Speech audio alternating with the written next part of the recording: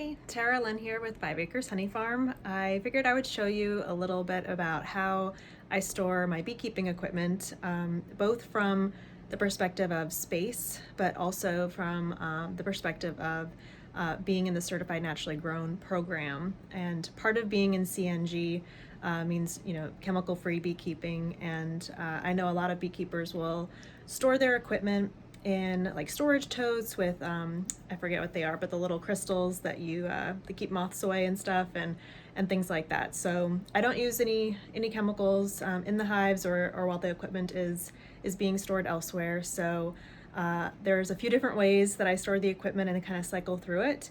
So I'll go over each of those with you. I have a very tall tower here of supers, and some of them have some partially drawn frames. Some have brand new frames with just foundation. Like I think these 3 boxes, it's foundation only. And I had, as this late spring, early summer was ramping up, I kind of get to this point, and at the time I had 7 hives, and I still have 7 hives right now. But I get to the point of like, will I have enough for the nectar flow? And always wanting to make sure they have space so that they won't swarm. So I like to have extra on hand so that I'm not getting so anxious. And it turns out like I was rushing around and some stores were out of equipment. And for where I am here in the Piedmont area of North Carolina, the closest beekeeping supplies they're only about 3 to 4 miles away from me.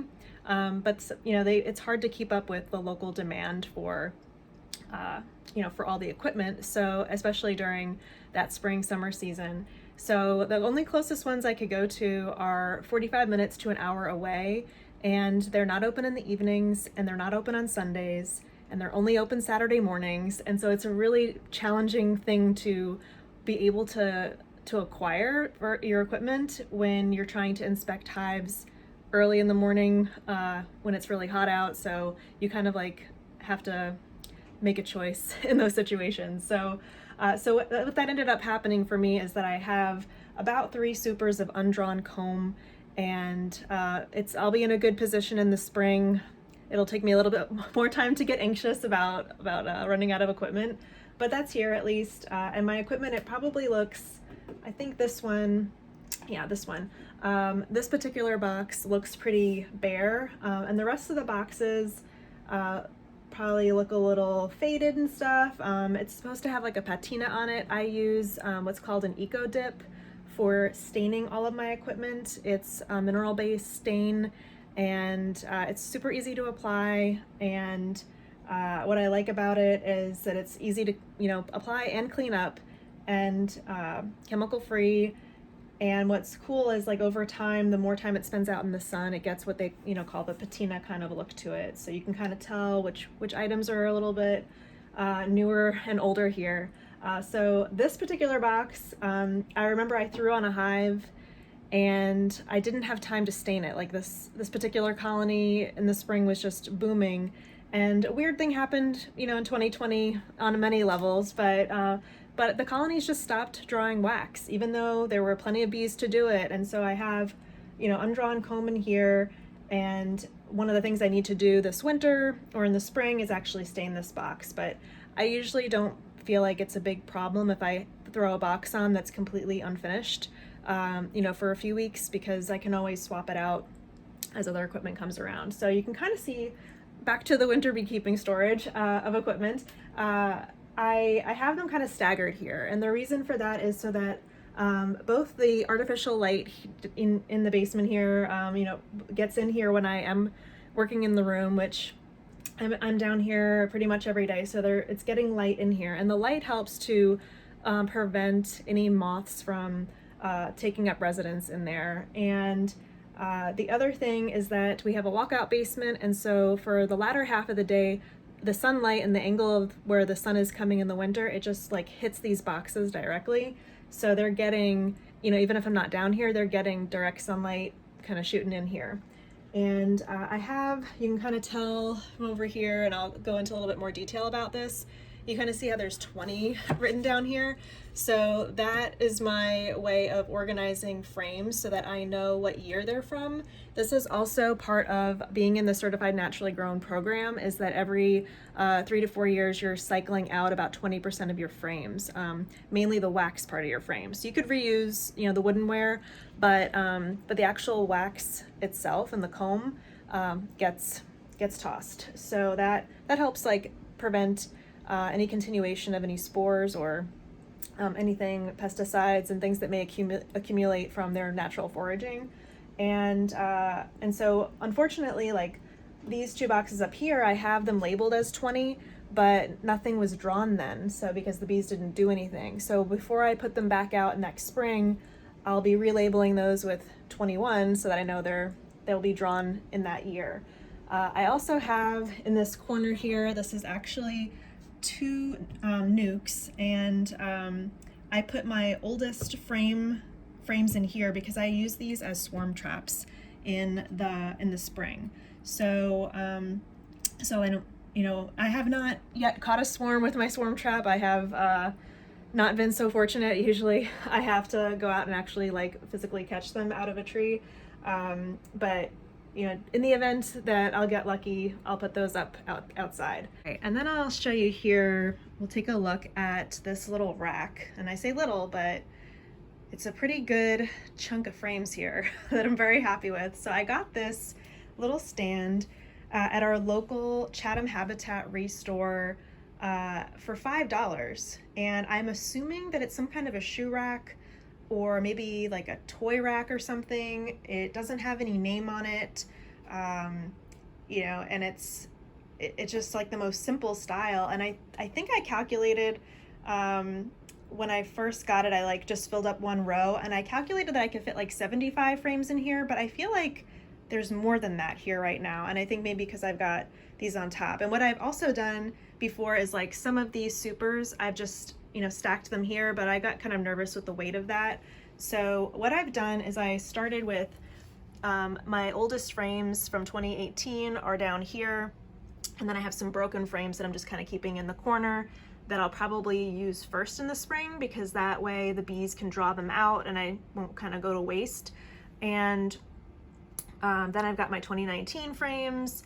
And if I'm feeling ambitious, I might go through each of these rows and organize the frames by like, you know, drone comb, you know, and then like maybe some of the lighter comb, and, you know, if some are in good shape, and just, you know, maybe some comb might be a little bit wider than others. And just that way I can have an idea of like, if I need to run in here to grab something, like I'll know what to look for pretty quickly.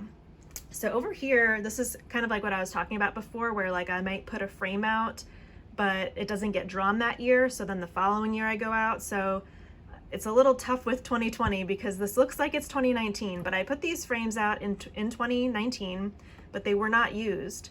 And so I put them out again this year.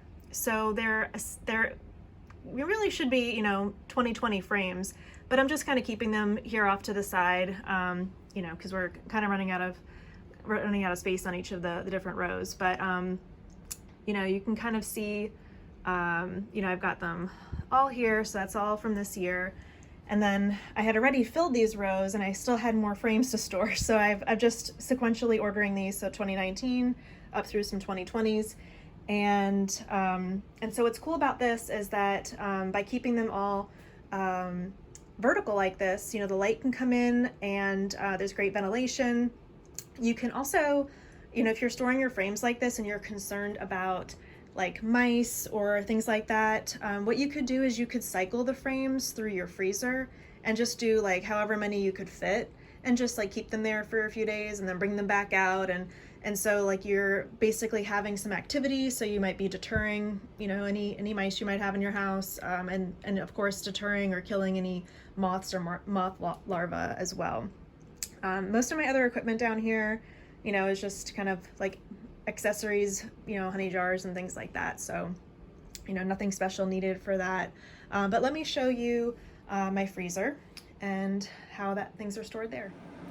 I got this chest freezer about almost 2 years ago, and it was on sale for like a Labor Day or Memorial Day sale at Lowe's, and I got it for like $200 or maybe $210.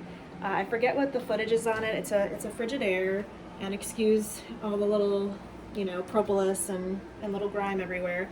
I am partially using it to store some food. We just had Thanksgiving, so I can show you a little bit about my food. But what I can fit in here, which really isn't very much, these are 2 feeders. So I not only freeze, you know, my supers and the frames, but any equipment that touches the hive. So entrance reducers, bottom boards, top covers, inner covers, everything. And including the feeders, because you never know if small hive beetles are hanging out in there, and I don't want them to take up residence with all my equipment. So I cycle all of my equipment through the freezer, and it stays in here ideally for a week. But when I do have a lot, like I have a lot sitting out on the porch right now that I need to cycle through and just get stored, I'll do like 4 days. And in the summer, when like I really am tight on equipment and I might be moving things around a lot, I might cut it down to 2 days, but like 2 solid days of being frozen in here. But the longer the better, in my opinion. And like this is just empty medium, because I had to move some frames out of the apiary. So just even if it's just a box and it looks like, oh, there's probably nothing in here, it doesn't matter. Like there really could be larvae from wax moths in the corner, some from small hive beetles. It's just not worth the risk of allowing that to enter all your equipment, because we know beekeeping equipment is very expensive, and over time, as it accumulates. And of course I've got all my tomato sauce and peppers frozen over here, bone broth and beans from the garden, all, like I said, Thanksgiving stuff. But what I do have down here, which might be interesting to see as far as like equipment wise, because it is a piece of equipment, not the turkey, but way down here. Let's see. So I haven't yet, as you can see in here, I haven't yet processed this, but this is a propolis trap. And from what I saw on some YouTube videos, the propolis trap, they recommend putting it in a clean garbage bag and putting it in the freezer. And then when you're ready to harvest it, and I really should probably close this tighter, when you're ready to harvest it, you kind of crinkle that trap around, and then like all the propolis will break off, and then you have a pretty simple time of then moving it into however you want to preserve and process it. So my plan is to make a tincture out of it, so I'll definitely do a video about that when I'm ready for that. As far as the propolis, I had never harvested propolis before until this year, and I didn't plan, and I don't plan on selling it. I want to see how it processes first, and I prefer to not put the bees to that much work. So I just put it on one hive that, most of my hives are pretty strong, but I put it on a hive that was just kind of doing great, and I only left it on for, I forget now, but I don't even think it was a month. It may have been 3 weeks, possibly a month, but I didn't leave it on very long because I didn't want them to focus all their resources on it. And that's kind of part of being in the Certified Naturally Grown program, is that you're not over harvesting and stressing the hives out in that way. So I'll share more about that when I learn more about it. And this is another freezer here. And again, kind of like partially having food in here and partially for bee equipment. So let's take a look in here. Okay, so what's a little different about this freezer is that these frames are deeps, and I have totally cycled out of deeps. So I've got a box of deep frames sitting in my bee supply room, and then I've got probably 8 or 9 deep frames that are, broken and in disrepair in here. And I think I'm just gonna throw them away. I don't know any other good use for them. I don't need the wax from them. It's old and a mess. So what I'm planning to do in the, over the winter while things are quiet in the bee yard is, take this and discard it, and probably move as much as I can of all that equipment you saw stored on those racks in here, just so that there's as much equipment as possible away in the freezer, without any risk of, should, in the event there is like a wax moth problem or something. And then I just got some extra freezer packs. I do have some sugar bricks that I've made, and you can kind of see how like propolis and wax have just accumulated throughout this freezer. It's definitely a beekeeper freezer. And yeah, these queen cells just hanging around here. And so I keep those in there so that, like after the season ends and I have like broken pieces of sugar bricks, that way I can throw them back in the colony if I need to. And then I've made lard, and so I had some extra that I wanted to make sure stays good for a while. So that's hanging out in here too.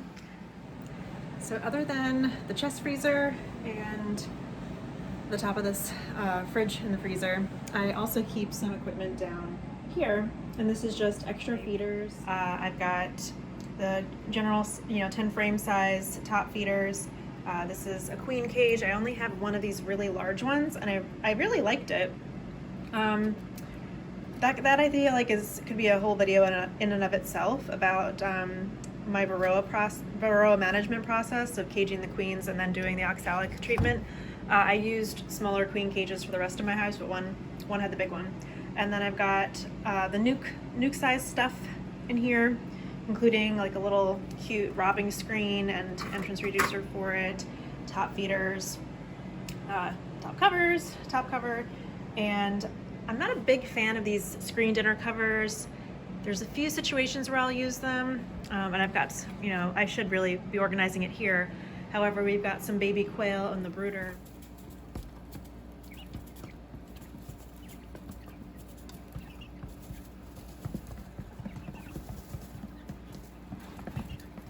And what I've actually been doing when I have to clean their brooder is I take one of the mediums from the empty mediums and I put the screened inner cover over it on the ground over some newspaper, and they kind of hang out in there while I go and clean it. So that's why that one's off to the side. But this really allows me to just at a glance see if I'm running low on anything.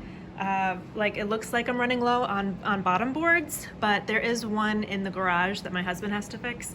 So, like looking at this, I know that I've got, enough supplies to support 2 more hives. It looks like, again, that I've only got 1 top cover to spare, but I retired my deeps. And so in my office, I have 2 deeps set up with a top cover as a little side table.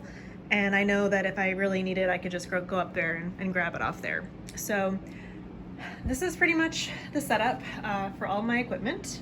Thanks for watching, and if you have any tips on storing bee equipment for the winter, please let me know. I would love to hear if there's maybe something I'm not taking advantage of, or if there's a way I can do this better. And maybe next year I'll have double the equipment to store, or I might have half. We'll see.